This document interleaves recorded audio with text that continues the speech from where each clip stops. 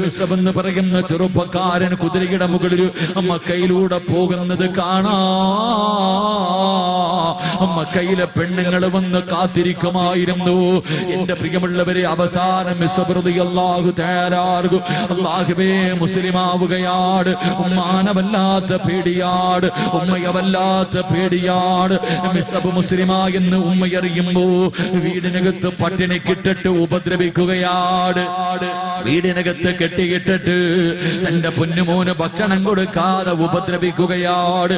അവസാനം എന്ത് പറഞ്ഞിട്ടും തന്റെ പൊന്നുമോൻ ഇസ്ലാമിൽ നിന്ന് മടങ്ങി വരുന്നില്ല.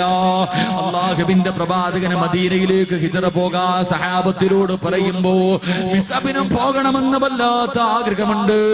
എന്റെ പ്രിയമുള്ളവരെ, മിസബ് റളിയല്ലാഹു തആല അവസാനം ഉമ്മയോട് പറയുന്നു, എനിക്ക് മദീനയിൽ പോകണം, എനിക്ക് ഹിജ്റ പോകണം എന്ന് പറഞ്ഞിട്ടും തന്റെ പൊന്നുമകൻ നന്നാ